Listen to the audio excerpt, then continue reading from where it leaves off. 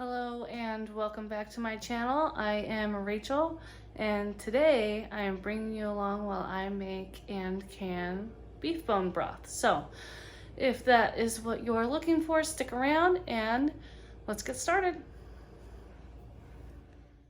My oven is set to 425, so I'm going to go ahead and get my tomato paste.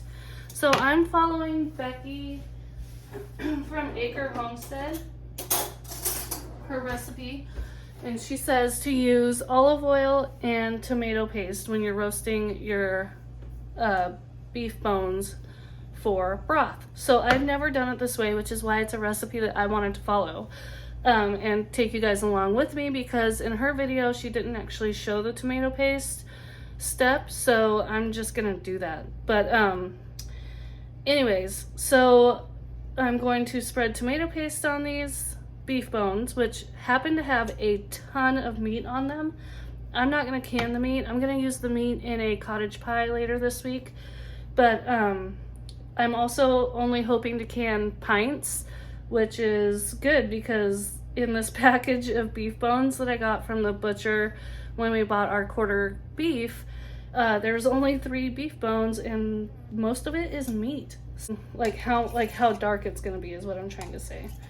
But anyways, in Acre Homestead's video, she didn't really say like what to do with the tomato paste. She just said she would put it on there. So I'm gonna smear it all over and then I'm gonna put some olive oil on top. And then she said that this helps with the umami taste, which I actually had to look up that term on the internet because I thought she was saying like, ooh, mommy, like, ooh, mommy, I need a hug, like that feeling, because she described it as like a hug from your mom. It's actually spelled U-M-A-M-I, and it's actually like a technical term. But I've never heard about that term until like the last 2 weeks. So I've actually been hearing it on a couple other people's videos too, and so I decided to look it up because I was pretty sure I wasn't right in thinking it was like, oh, mommy. But, you know, that's how we learn things. Anyways, okay, so I'm going to get this spread over both sides, and then I'm going to put the olive oil on. And like I said, my oven's preheating to 425. We're going to let these roast for quite some time.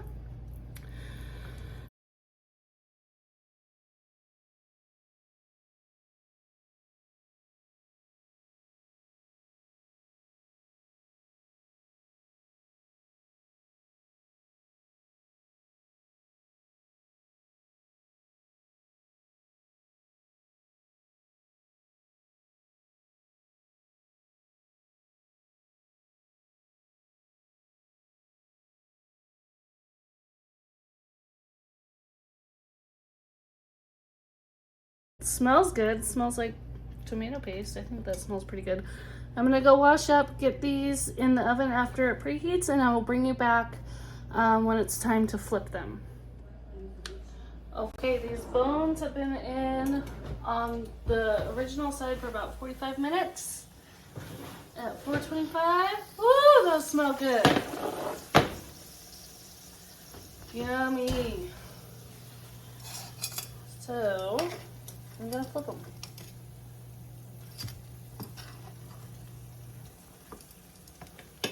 Man, oh man, those smell good. Oh, weird. That one like curled and made a bowl. That's strange. Oh man, that smells so good. Alright. So that's what they look like. I'm gonna put them back in for another probably 30 minutes.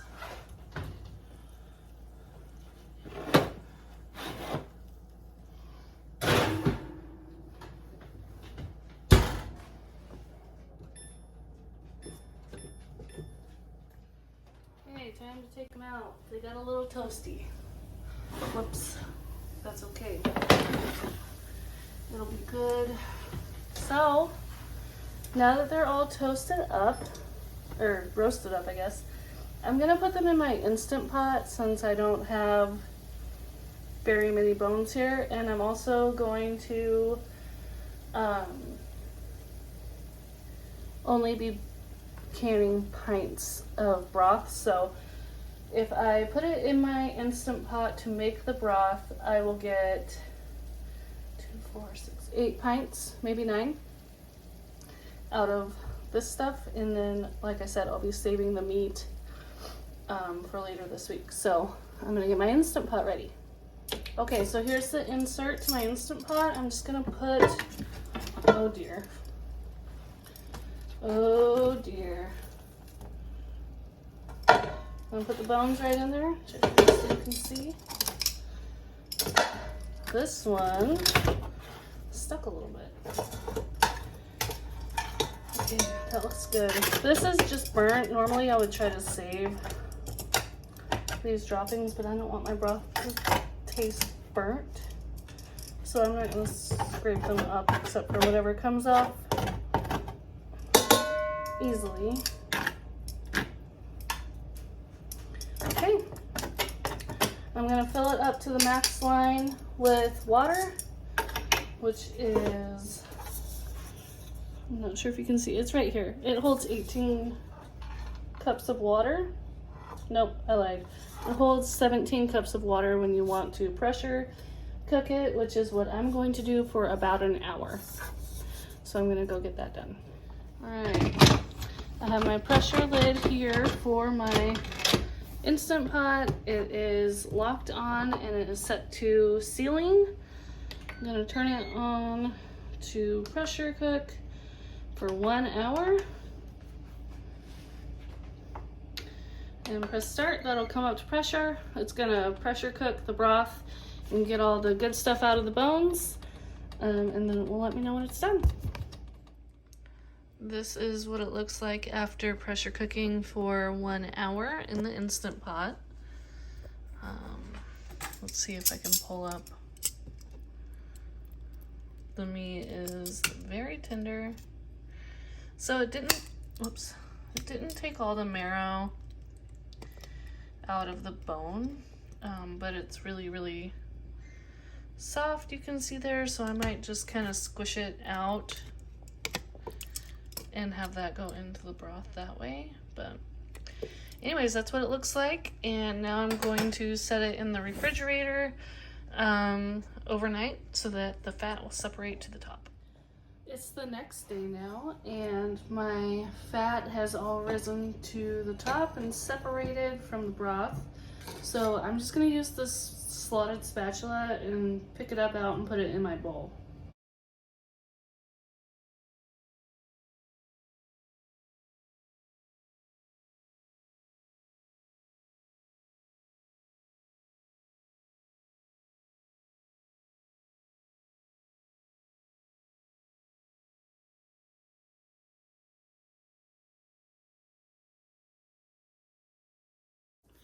So my strainer is not very fine.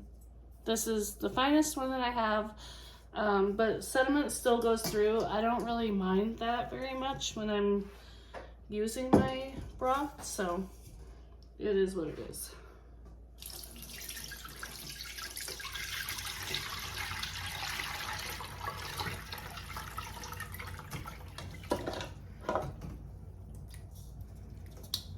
Smells good. Okay, see all the stuff in there? You want to make sure to get that out because that is gelatin with all the nutrients and stuff from the broth. Just don't cheat yourself out of that.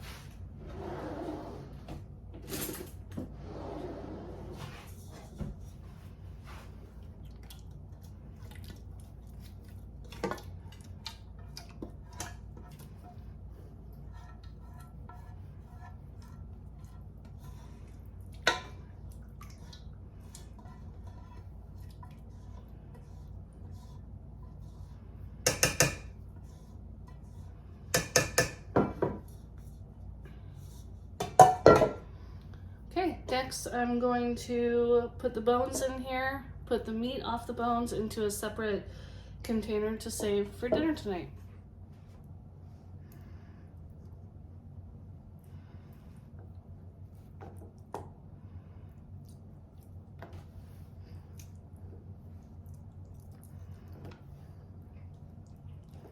I'm I'm also kind of shredding it up as I go. Just less work for tonight.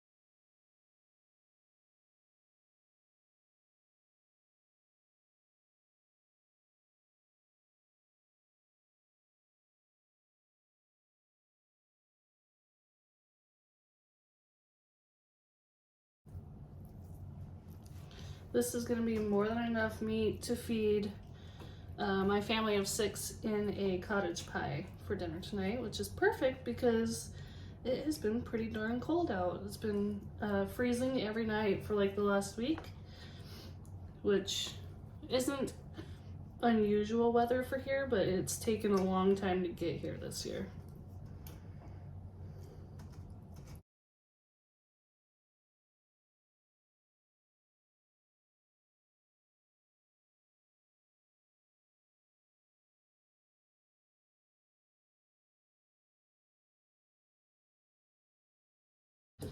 And then this is what we have left for the broth. So like I said, I'm going to can this up into pints because some recipes I have only call for like a pint of broth or 1 cup of broth. So that's what I'm going to do with this.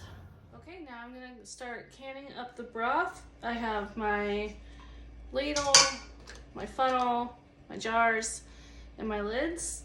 My broth is cool. My jars are cool. You could warm up your lids and rings just like in some warm water from the tap to soften up the gasket, but you don't have to do that. And then I also have cool water in my pressure canner. So I'm just going to start ladling this in. And with broth, you want to leave 1 inch headspace. I hope I get 8 pints out of this. It doesn't really look like it.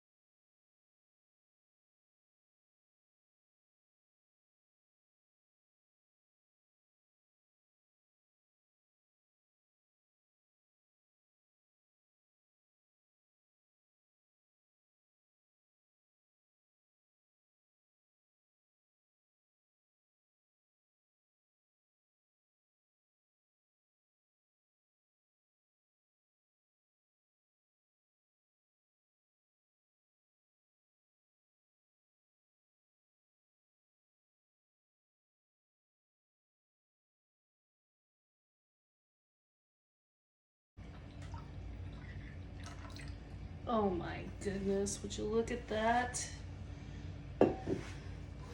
6 pints, exactly. That's pretty awesome. I'm not gonna complain about that.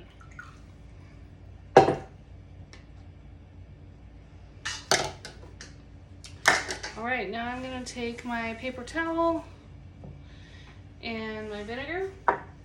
This is just regular white vinegar. I'm gonna wipe the rims really well because this broth was fatty, so you wanna make sure there's no fat left on the rim. Then you're gonna put your lid on. You're gonna put your ring on, fingertip tight. And that one can go in the canner.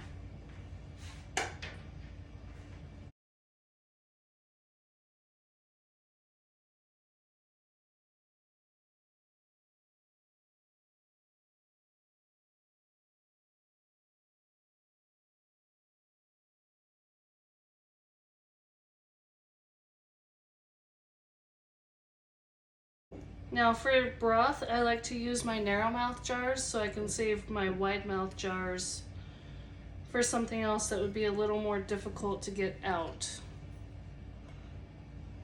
Like jelly or potatoes. So just, I always try to keep in mind how easy it's going to be to get out of the jar once I can it, and that helps me to figure out what kind of a jar to use. Or you could just buy all wide mouth jars and then you wouldn't have to worry about it.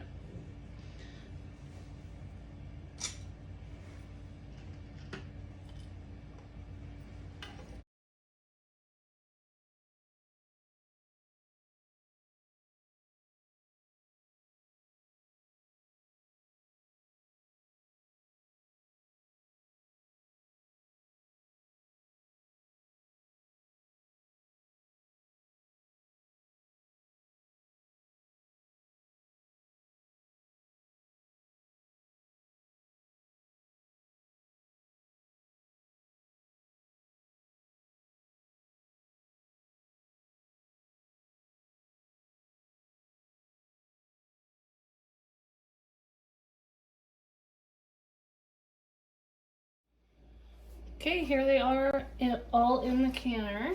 I'm going to check my lid and make sure I can see through this hole and make sure that the valve here will open. So those are all good. My my sealing gasket is good in there. So I'm just gonna put that on, latch it, and I'm gonna bring everything up to temperature together. So when this starts going, steam's gonna start coming through here once the water inside starts boiling. And once there's a steady flow of steam coming out, I'm gonna time it for 10 minutes. Once the 10 minutes is over, this might be popped up, it might not be popped up, but once that 10 minutes is over, I'm gonna put 10 pounds of pressure on, okay? And then for sure this will pop up. And then once this starts rocking back and forth, I'm going to start my time, and it says I need to process for 20 minutes for pints. So always consult your manual that comes with your pressure canner. I have a Presto pressure canner.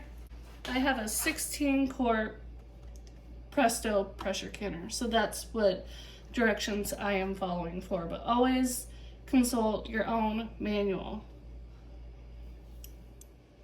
This is always the best part.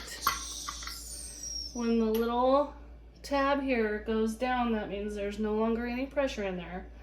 So it's okay to take off your weight, and it's okay to lift the lid. You always want to lift the lid away from you so that you don't get burned by the steam, which is always hot.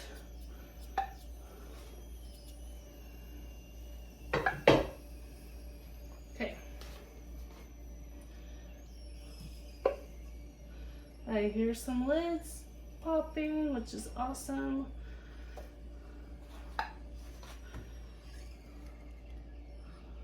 And I'm gonna set them on a towel because you don't want to shock them with a cold surface on the bottoms. That'll break a jar.